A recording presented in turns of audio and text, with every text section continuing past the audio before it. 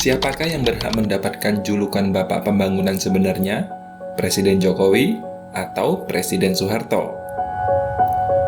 Halo sobat semuanya, sebelum lanjut, kita harus satukan dulu mindset kita dalam menilai sesuatu secara objektif dahulu ya.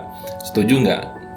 Namun, sebelum lanjut, saya minta bantuan teman-teman untuk bantu like dan serta subscribe bagi teman-teman yang belum subscribe channel ini supaya mendapatkan info terbaru dari Info AWB sana. Tentunya kita bisa belajar dan sharing bareng di channel ini. Oke, tanpa basa-basi, yuk kita mulai. Dalam Kamus Besar Bahasa Indonesia, istilah Bapak Pembangunan tidak secara khusus diidentifikasikan.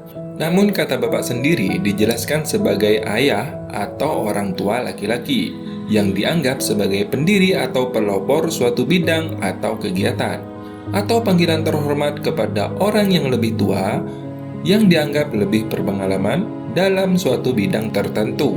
Sementara kata pembangunan dijelaskan sebagai suatu proses atau upaya untuk meningkatkan kemajuan dan kesejahteraan masyarakat melalui program-program atau kegiatan-kegiatan yang bertujuan untuk memperbaiki infrastruktur, meningkatkan kesehatan, pendidikan, ekonomi, dan sebagainya.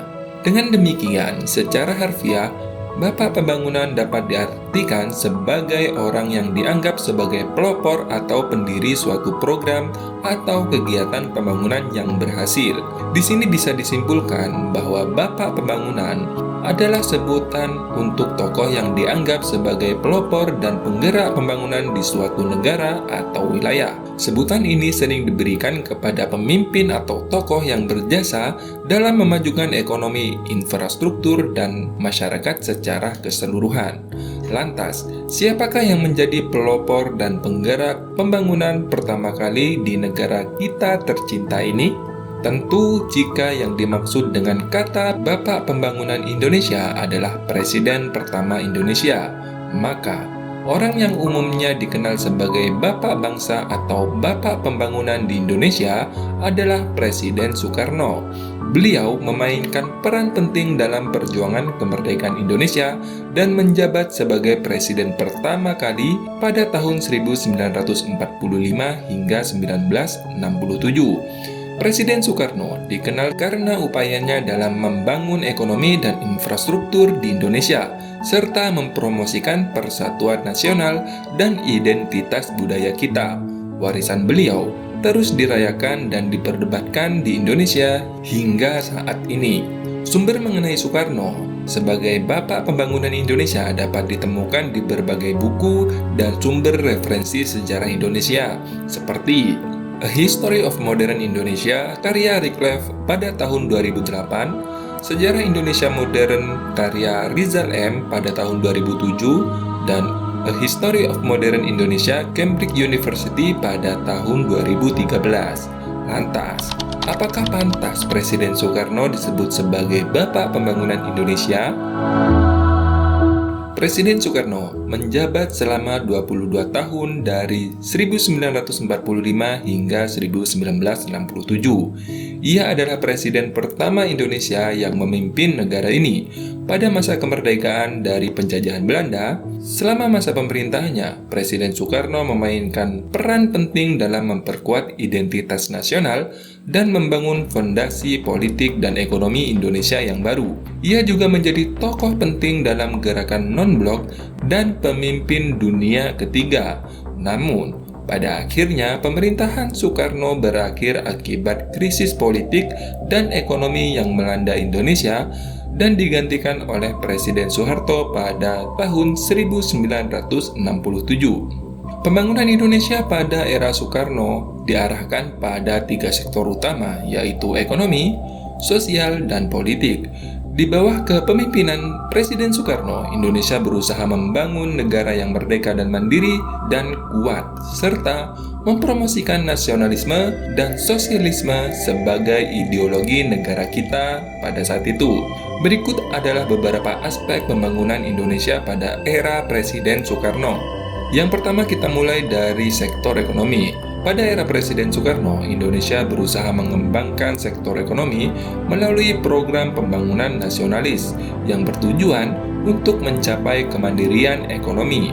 Beberapa upaya yang dilakukan meliputi reformasi ekonomi, reformasi agraria, pembangunan industri nasional, dan pembangunan infrastruktur seperti jalan, jembatan, pelabuhan, dan bandara. Presiden Soekarno juga meluncurkan program Nasakom yang sebenarnya ini merupakan kontroversial ya, yang menggabungkan antara nasionalisme, agama, dan komunisme untuk mengembangkan ekonomi nasional. Sedangkan untuk bidang sosial, era Soekarno Indonesia mencoba meningkatkan kesejahteraan masyarakat melalui program-program sosial seperti pendidikan nasional pada 1947, koperasi, kebudayaan, ekonomi nasional, dan gerakan nasionalisme masyarakat ekonomi atau sering disingkat GNMEE. Program ini bertujuan untuk meningkatkan pendidikan, mempromosikan koperasi sebagai sumber kekuatan ekonomi rakyat, dan meningkatkan kesadaran nasionalisme. Dan dari segi politik, pada era Soekarno Indonesia berusaha membangun fondasi politik negara yang kuat dengan memperkenalkan konsep-konsep seperti nasionalisme, demokrasi terpimpin, dan Pancasila sebagai ideologi negara. Indonesia juga berjuang mempertahankan kemerdekaannya dari kolonialisme Belanda dan merintis hubungan diplomatik dengan negara-negara di Asia dan Afrika. Sumber informasi tentang pembangunan Indonesia pada era Soekarno dapat ditemukan di berbagai buku sejarah dan publikasi ilmiah. Beberapa sumber yang bisa digunakan untuk memperdalam informasi tentang topik ini antara lain Historical Atlas of Indonesia karya Craig Rabat pada tahun 2000, The Design of Constitutional Democracy in Indonesia karya Veit dan Herbert pada tahun 2007, Memory of Nationalist karya Muhammad Hatta pada tahun 2002, dan lain-lain. Perlu diingat ya teman-teman bahwa periode 1945 hingga 1967, Indonesia di bawah kepemimpinan Presiden Soekarno mengalami banyak sekali perubahan dan tantangan dalam membangun ekonomi di Indonesia. Beberapa hasil pembangunan ekonomi pada periode tersebut antara lain dimulai dari pembangunan infrastruktur menjadi salah satu prioritas penting, dan berikut contoh program pembangunan infrastruktur pada era Soekarno, yaitu Jalan Raya Pos atau sering disingkat dengan JRP pada tahun 1949 hingga 1959. JRP bertujuan untuk membangun jaringan jalan raya sepanjang 28.000 km di seluruh Indonesia. Proyek ini membangun ratusan jembatan, jalan baru, dan perbaikan jalan yang sudah ada. Kemudian proyek bendungan. Sejumlah bendungan besar dibangun di Indonesia juga pada saat itu. Beberapa di antaranya adalah Bendungan Jatiluhur di Jawa Barat, dibangun pada tahun 1957 hingga 1965, Bendungan Kedung Gombo di Jawa Tengah, dibangun pada 1957 hingga 1967, Bendungan Sempor di Yogyakarta, dibangun pada 1958 hingga 1961. Ada juga pembangunan bandara.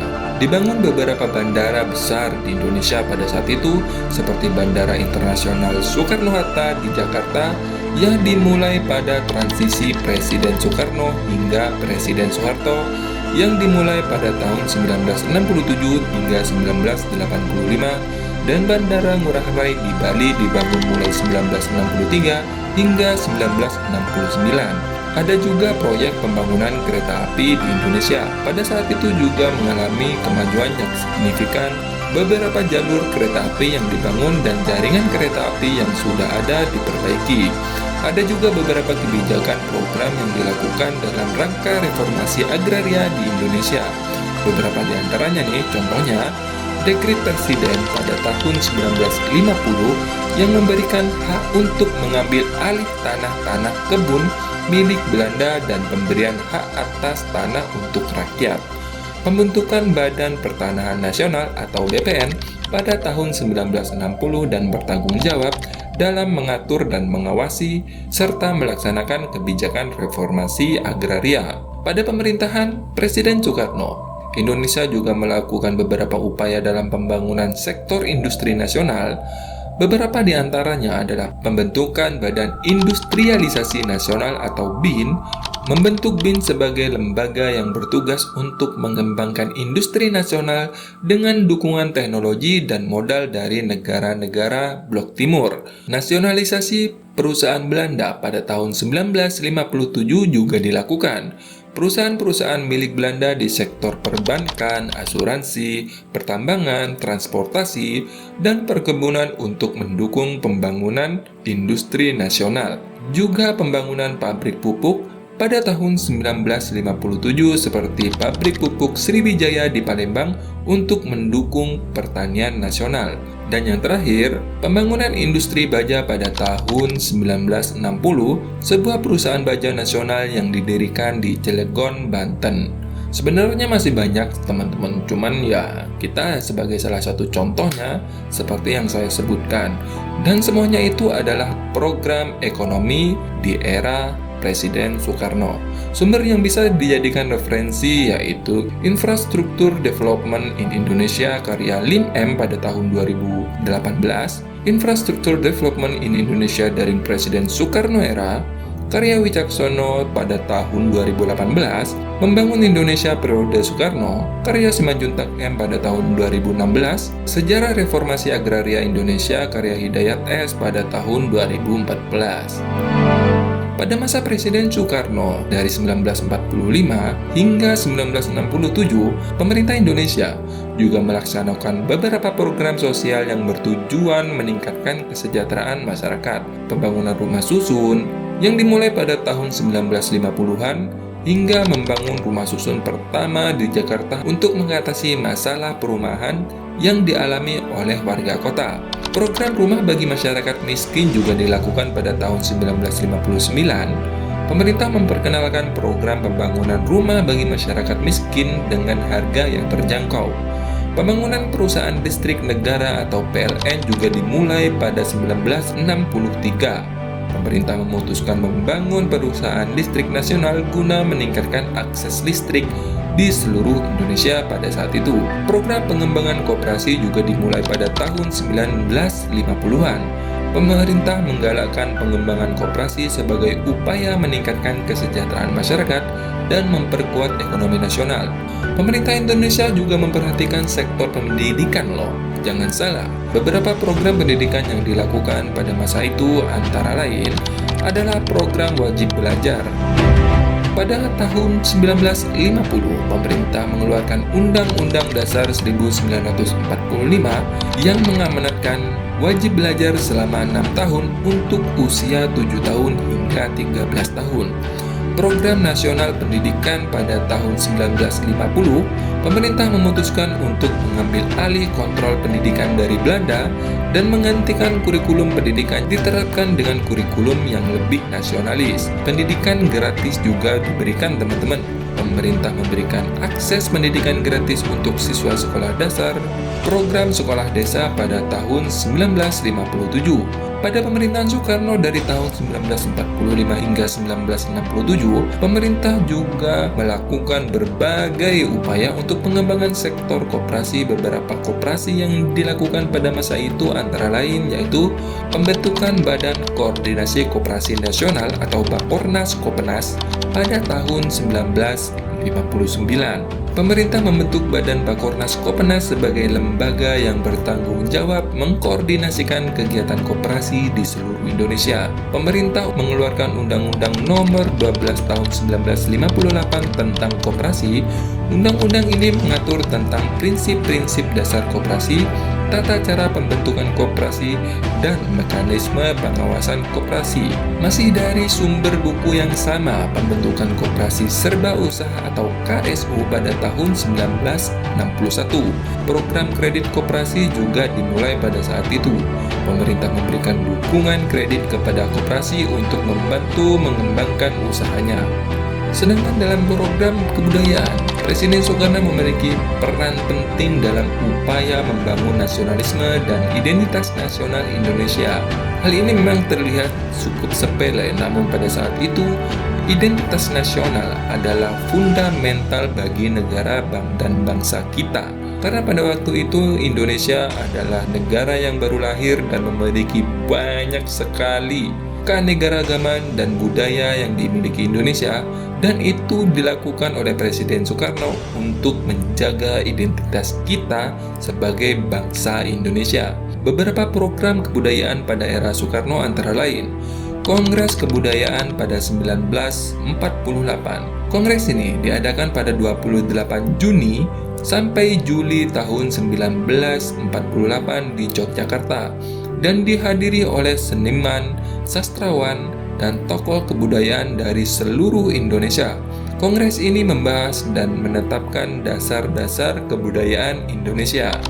Festival seni pertama kali juga dimulai pada tahun 1958, tepatnya pada 3-12 Oktober 1958 di Jakarta, dan dihadiri oleh seniman dan budayawan dari seluruh Indonesia. Pembangunan Taman Mini Indonesia Indah yang sering disebut dengan TMII juga dimulai pada tahun 1967. Sebenarnya masih banyak program-program pada era Soekarno pada waktu itu yang saya tidak sebutkan, contohnya seperti program ekonomi nasional, program kebijakan ekspor impor, dan sumber yang dapat digunakan untuk mempelajari lebih lanjut adalah Ekonomi Indonesia Sejarah Teori dan Praktek karya Purwanto pada tahun 2018, Kebijakan Pembangunan Ekonomi Indonesia Era Soekarno dan Orde Baru karya Pratiwi AR pada tahun 2016, Indonesia di Tengah Pusaran Politik Internasional karya Nugroho pada tahun 2003, Masa Lalu Indonesia 3 Pembangunan Nasional juga karya Nugroho pada tahun 2005, The Act of Independence of Indonesia pada tahun 1945, Sejarah Kebudayaan Indonesia karya Budiarto dan Yaya Supriyatman pada tahun 2010, Catatan Seorang Demonstran karya Soekarno R pada tahun 2007, Pemerintahan Soekarno Antara Ekonomi dan Politik karya Setiawan tahun 2017, Ideologi Gerakan Nasionalisme Masyarakat Ekonomi karya Adi Susilo pada tahun 2013, Ekonomi Politik Perdagangan Luar Negeri Ekonomi Era Soekarno, Indonesian Journal of International Relations karya Susanto pada tahun 2016, Demokrasi Ekonomi karya Hatta M pada tahun 1979, dan masih banyak lagi sebenarnya sumbernya teman-teman. Jadi yang perlu kita ingat teman-teman, kondisi ekonomi dunia pada pemerintahan Soekarno tepatnya pada 1945 hingga 1967 itu sangat dinamis dan dipengaruhi oleh beberapa peristiwa penting seperti akhir Perang Dunia II, pembentukan Organisasi Ekonomi Internasional pertama kalinya, Perang Dingin, dan dekolonisasi. Kondisi ekonomi dunia pada saat itu memiliki dampak pada program pembangunan ekonomi nasional di Indonesia, baik secara positif maupun negatif. Misalnya nih, terjadinya resesi global pada tahun 1950 dan tahun 1960 berdampak pada menurunnya harga komoditas ekspor Indonesia, seperti kopi dan karet. Namun pada saat yang sama, kebijakan proteksionisme ekonomi yang diterapkan oleh pemerintahan Soekarno seperti melarang impor barang-barang tertentu membantu meningkatkan produksi dalam negeri dan mengurangi ketergantungan impor. Pada saat itu, Indonesia juga menghadapi berbagai masalah ekonomi dan politik di dalam negeri, antara lain ketidakstabilan politik, pengangguran yang sangat tinggi, inflasi yang sangat tinggi, dan kekurangan sumber daya manusia serta teknologi yang bisa dikatakan jauh lah dibanding sekarang. Meskipun demikian, pemerintah Indonesia di bawah kepemimpinan Presiden Soekarno melakukan berbagai program pembangunan ekonomi nasional yang bertujuan meningkatkan kesejahteraan masyarakat dan mengejar kemandirian ekonomi. Itu yang perlu digarisbawahi. Dengan demikian, masa pemerintahan Soekarno memang diwarnai banyak sekali tantangan dan konflik, termasuk perjuangan merebut kemerdekaan dari penjajahan Belanda, krisis politik dan ekonomi, serta konflik internal pada pemerintahan dari kelompok-kelompok oposisi. Di satu sisi, era Soekarno juga merupakan masa di mana Indonesia berhasil memperoleh kemerdekaan dan meraih prestasi di kancah internasional, seperti menjadi salah satu gerakan non-blok dan memainkan peran penting dalam pembentukan ASEAN. Secara keseluruhan dapat dikatakan bahwa pemerintahan Soekarno memiliki tantangan yang cukup berat namun juga memiliki prestasi yang patut diapresiasi. Terima kasih sudah menonton dan sampai jumpa. Jas Merah, jangan lupakan sejarah.